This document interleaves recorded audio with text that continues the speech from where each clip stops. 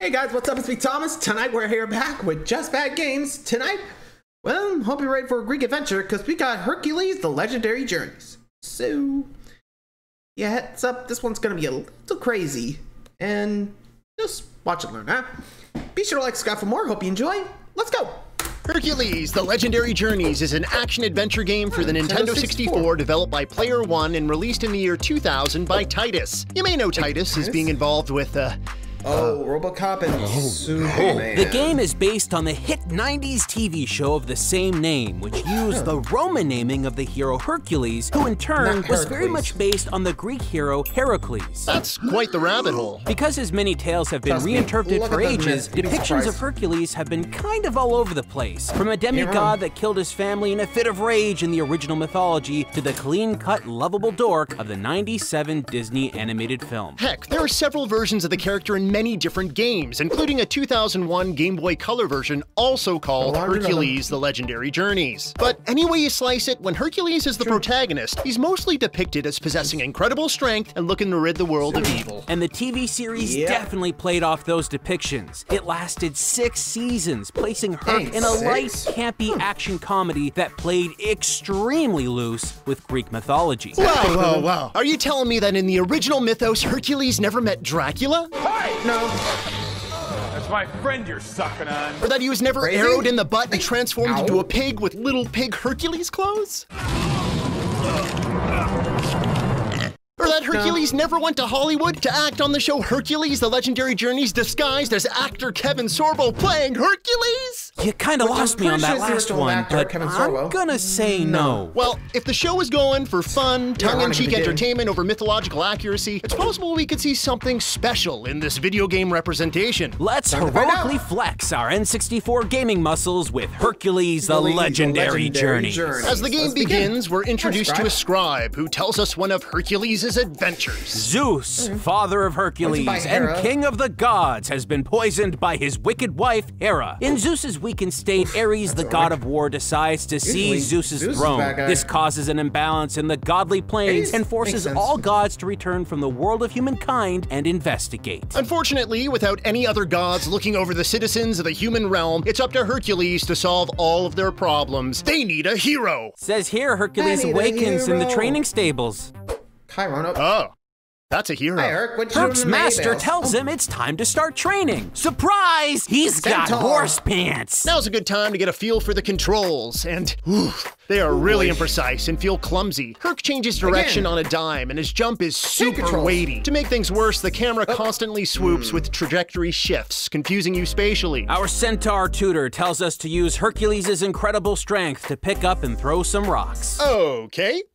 There you go. The action in this game is insanely stiff. Hercules has to stop and wait for prompts in order to interact with objects. Out of the gate, this all feels incredibly slow. Speaking of interacting with objects, there's a ladder in this training area, and when Herc hops on, he seems to be breaking the laws of physics. Looking good!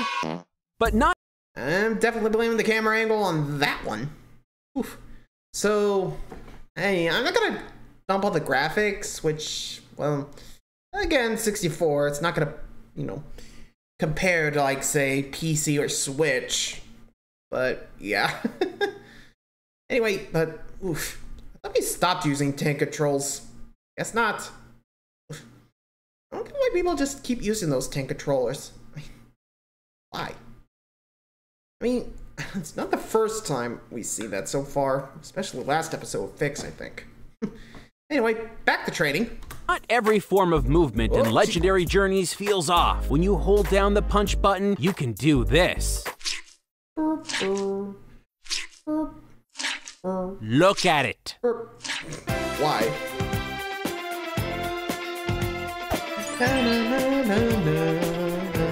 Anyway, speaking of punching, basic combat doesn't feel so great. You can punch, kick backwards, and throw enemies. Simple, but moves feel unresponsive, and because of Herc's sporadic turning, they don't land where you want most of the time. After clearing out a few training dummies, our centaur friend tells us to visit the Scribe to save our game. She lives atop our sleeping stable. Oh, it's the storyteller from the intro sequence. We decide to show her what we've learned in the tutorial. Don't punch her.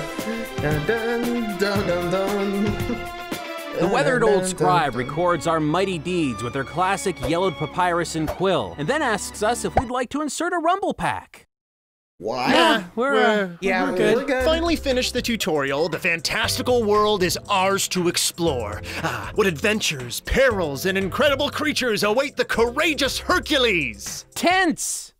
What? Out in the wilds, foes spawn out of little cube tents, one at a time. Here you can see how crappy combat is because positioning Herc is so awkward. And, ooh, let me tell you, enemies are about as bright as a cave. So they pretty much just run straight at you until you boom. The combat is so bad. We really could have used some kind of targeting system like the Z targeting in The Legend of Zelda Ocarina of Time, the absence of which is actually kind of weird because looking around the world, it seems like the developers took more than a little inspiration from Ocarina, the game that came out 2 years before this one. Yet somehow there really seems to be less going on here. Large chunks of this game are pretty bare. There's really not a lot going on in the open paths and fields. We found some enemies. You know, standard stuff. A fire. And a really big rock Hercules can move. Well, that's a good way to get some spots Behind the in. rock, we find a key. We certainly do. And thus begins one of our bigger gripes with Hercules, the Legendary Journeys. Puzzles. In this game, they are unbelievably simple. You find keys for doors and chests, pull levers, and punch giant rock walls. They don't require a lot of thought, they just slow you down. Using our newfound key, we open a giant lock behind a waterfall that just screams, "Look behind me!" Now, Hercules needs to wade through a mucky swamp. Here, we meet this fellow who we assume wants to harm Hercules, but just ends up following us along as he's... Come on, my friend. Penis! But We eventually make our way to the town of Tricus, where we have a chance to schmooze with the locals. We find out that the villagers of Tricus are in a bit of a bind as a giant cyclops has blocked the vital flow of water to the area. The villain has set up camp just on the outskirts of town. Whoa, sounds like it's time to save. To the scribe! right. Nah, we're still good. We're still good. We're warned that attempting to enter the Cyclops' encampment would mean risking our lives, but we try anyway. Turns out the door to the camp is locked. We have to go off on a couple fetch quests in town in order to get a key to the area. We find a cookbook a villager needs who gives us a key so that we can open a chest that holds a teddy bear that we give to a guard in order to get the key to the Cyclops encampment. Riveting. We go to use the key. Also, why does the guard need a teddy bear? Also, why the heck does he have a teddy bear? Okay, I'm not even gonna question that, but still, really? Come on, man. Boy, alright, time to go confront the Cyclops. Key to confront the Cyclops. And we clip right through the gate. Huh, guess the key wasn't needed after all. But wait, there's no Cyclops here. Either the villagers were lying to us or we're really not supposed to be here. We attempt to leave the area, and we can't. Great, we're trapped. We spend a good 10 minutes trying to re-clip through the broken gate so that we can use the key on the gate to properly open it and meet the Cyclops face to face. Here we go.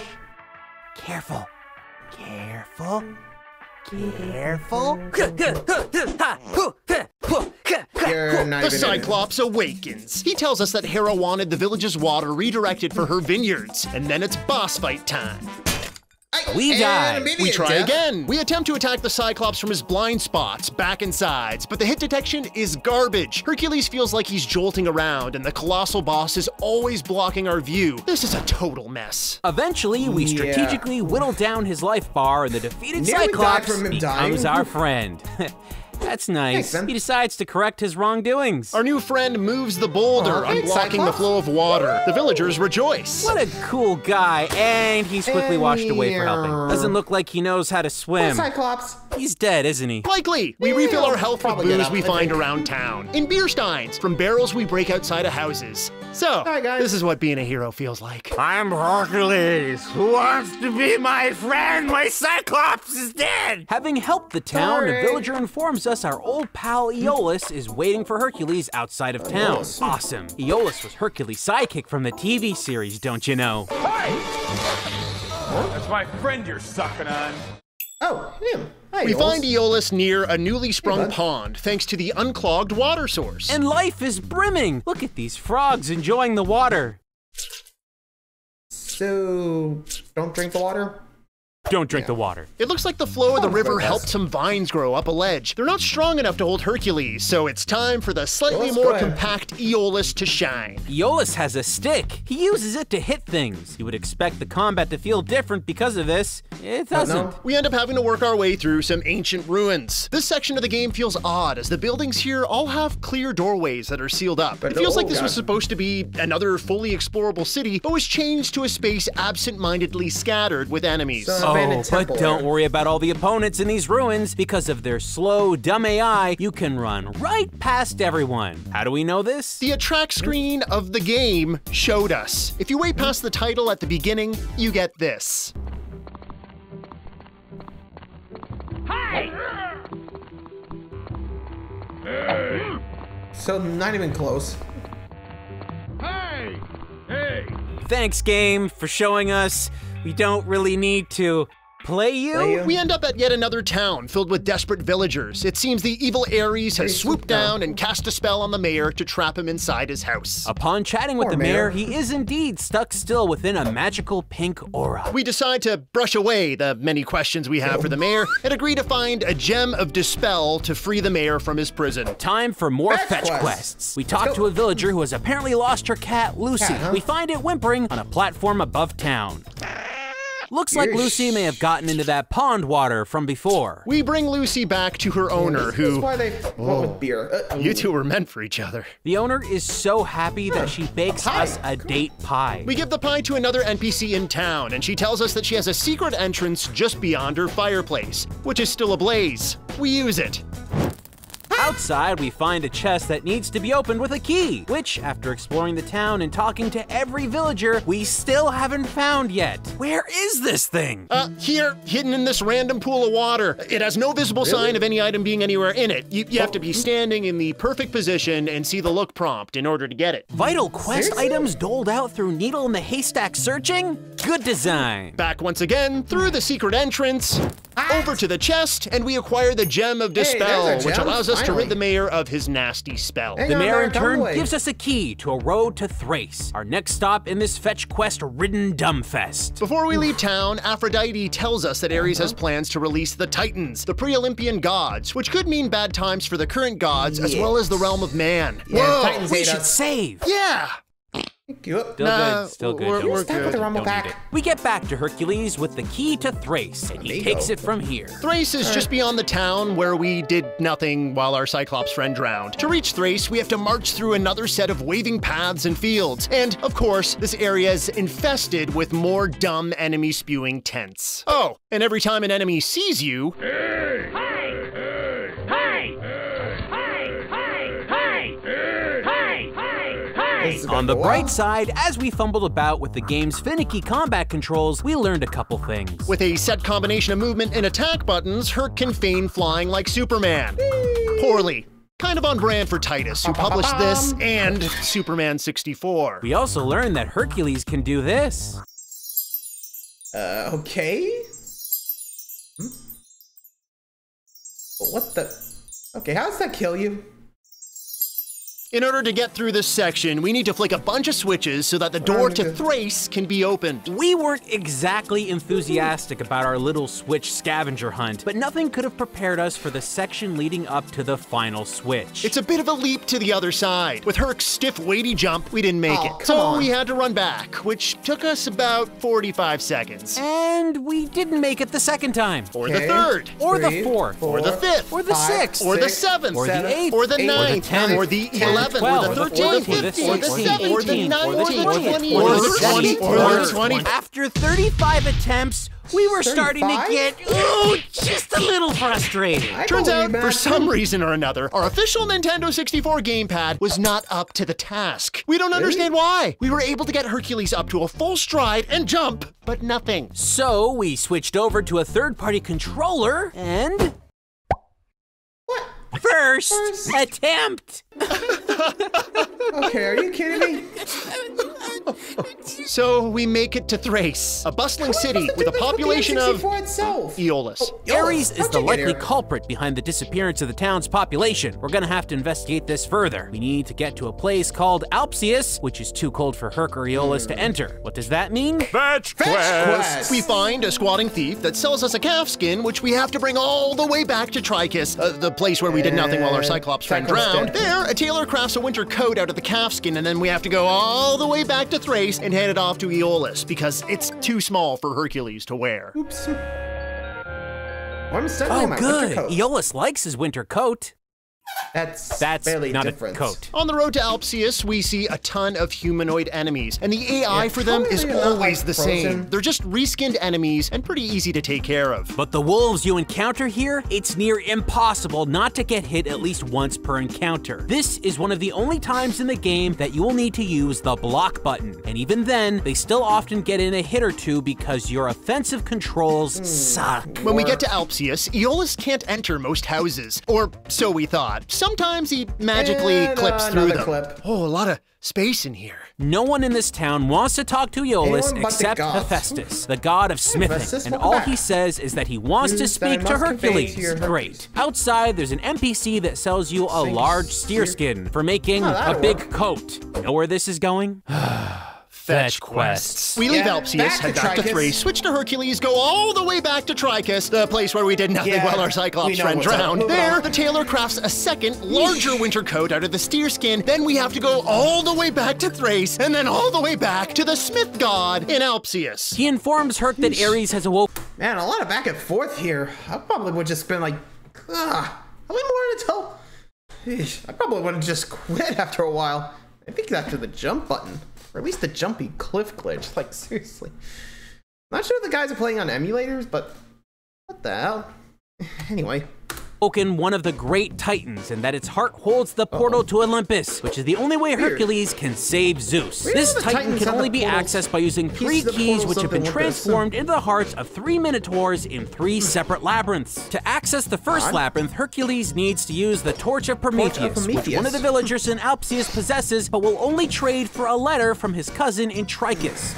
Okay, did you get all that? Yeah, I wrote it down in my notes. Good. Jumping forward a bit, we acquire the Torch of Prometheus, which isn't actually lit, but never mind that, we access the first labyrinth. Oh, right, dang, a labyrinth. We should get ready for a long haul, make a map as we go, or mark the floors or something. The first labyrinth is a series of 4 or 5 hallways. It's easier to get lost in a mall food court. I'm Hercules. And there's skeletons. Reskinned pushovers. And the first Minotaur boss isn't much harder. You see, Hercules has access to magic powers. Coins you acquire from defeated enemies can be spent on different elemental potions in bars throughout the land, but they're pretty expensive, so they're best put to use in boss battles. Anyway, we use a couple earth and fire abilities on Mr. Minotaur with a slap or 2, and then it's time for a lava bath. Bingo! Hercules retrieves the first Minotaur heart. We take the heart back to our godly blacksmith friend, who turns the heart into a rune, which we show to a villager who gives us a key to help us get to the next labyrinth. Honestly, we're not surprised by how many repetitive, meaningless steps it takes to enter the second labyrinth, but when we get inside and have a look around,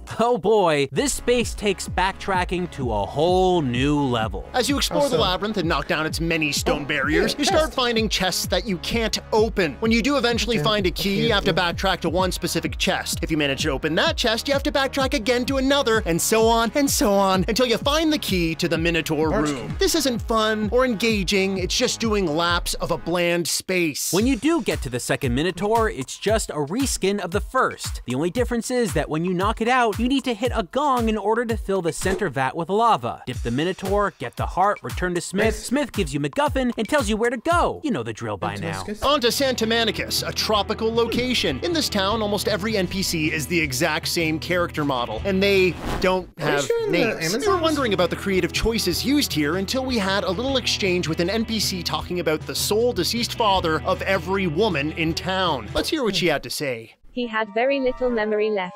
What do you mean, had? Father passed away quite some time ago. I'm sorry. That's okay. He simply ran out of time. He was released from the hospital way before he should have. The whole process was incredibly rushed. Ran out of time? Released before he should have? The process was incredibly rushed? That's some very particular like wording. Why do I suddenly feel very bad for everyone involved with making this game? We would tell you about the numerous fetch quests we had to run for these NPCs in order to properly get into the third labyrinth, but we cared about this section of the game about as much as the publishers did. Onto the third labyrinth. This one's tough. Not only do we have the treasure chest and key backtracking introduced in the last labyrinth, but this one also incorporates traps, some of which are difficult to avoid, even when you're physically nowhere near them. This dungeon takes around 20 to 30 minutes to get through, and it's a haze of platforming, obstacle avoidance, and key juggling. But if you're patient and dedicated, you'll make it to the third Minotaur. Again, it's just a reskin of the other Minotaurs we fought, but this one has a ton of hit points. It takes forever to put even a slight dent in its health. And we don't see a vat of lava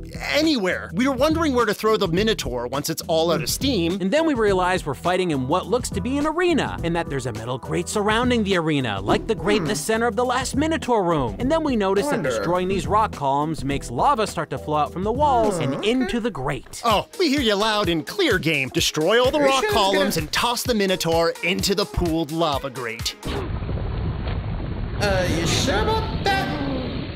Well, looks like you both got you, game! So, that didn't work. A little heads up on the whole losing in a labyrinth situation. If you die in one, you have to start from your last save, outside the labyrinth. So, let's say, theoretically, you have a problem in one of the labyrinths. Like, you accidentally get nicked by a trap that's nowhere near you, or squished, or don't make a jump. That means you'd lose your progress and have to start all the way from the beginning. I mean, if you died at the Minotaur at the end of Labyrinth 3 a whole bunch of times because the game didn't properly tell you how to dispose of the enemy, that would mean you have to play the same 20 to 30 minutes over and over again. I mean, that would be crazy.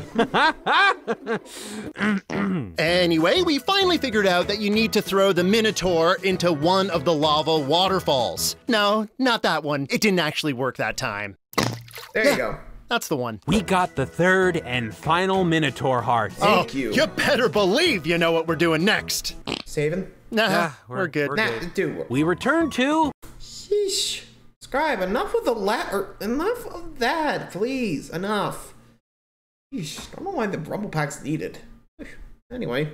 You guessed it, Hephaestus, the god of smithing. This time he forges a rune that allows us to enter the chamber of the Titan that Ares released. Certainly, this is going to be some kind of epic boss battle. Now, if you were to guess which of the two characters you'd use to take on a powerful Titan, who would you expect? Hercules, the demigod with amazing strength, or Aeolus, the fun little man with a stick? This game hates you. The answer is neither. Meet the Golden Hind, a character that was surely supposed to have a larger role in the entirety of this game, but, well... The whole process was incredibly rushed. Herc passes the new rune off to the Golden Hind, and things get weird. She's an archer, and her controls are really, really bad. I mean, you can easily pluck at enemies from a distance using a crosshair if you aren't moving, which is fine for the gauntlet of enemies leading up to the Titan's chamber, but when you get to the boss battle, good gravy. Despite having a hasty tutorial when switching over to the Hind, we're not really mentally prepped to do battle with the freshly released Titan. You have to shoot these targets way in the distance, which is easy enough to understand. What isn't, though, is that you can only shoot specific targets the game wants you to shoot at certain times. We realized this when our archery meter on the right turned red very briefly at certain points while we were running around the Titan pit like a lunatic. Oh, and that's very much part of the strategy here. If you're not moving around like mad while frantically figuring out what to shoot next.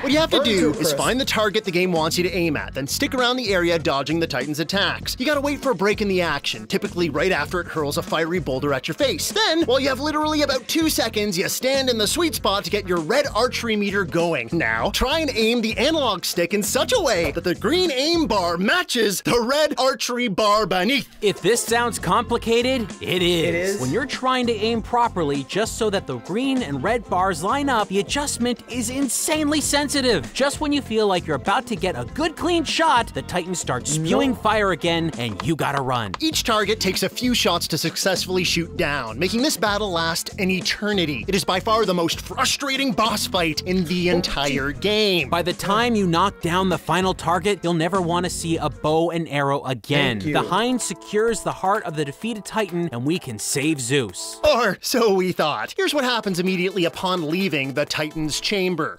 Oh, what the? The enemies you defeated on your way into the chamber have all respawned. We were so disoriented and worried about being attacked again that... Remember when we said the boss fight was so horrible you'd never want to see a bow and arrow again? This game doesn't save after boss fights. This time, we knew what to expect and attempted to take our time crossing the bridge. Yikes. Uh-oh. She's stuck. God damn it. Third time's the charm. Number 4. Fourth time's also good. Yay. Now we can finally save Zeus. Our friend forges the Titan heart into the medallion of Zeus. That, coupled with medallions we've received from each town, transport us to Zen. I mean, Olympus. Here we teleport around, solve a series of simple puzzles, and collect colored crystals. When we get to the center of Olympus and attempt to use the crystals, we're told that an evil force is keeping our crystal-fueled teleportation pedestal at bay. But wait, who is that we see in the distance, though? I guess the developers didn't quite get the mileage they wanted out of the Golden Hind. We use her in a brief and completely disjointed event to shoot down a dragon model the creators likely had lying around. Can we help save Zeus now? There's one more thing we need to do. Save up. I mean, it's the end of the game.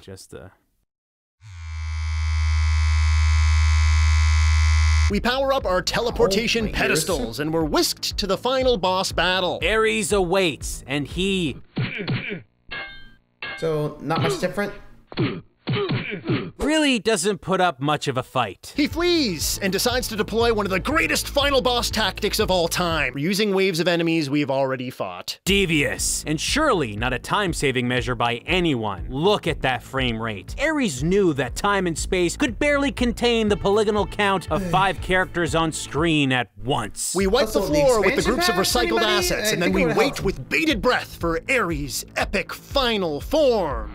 And just triple clones. Really? With all of the ideas and creativity that could be spawned from classic Greek mythology, we just fight 3 of the same character model we've already beat? Fine. I guess there's only one way to finish a game produced so poorly under a publisher like Titus that published Superman 64. So fun. It's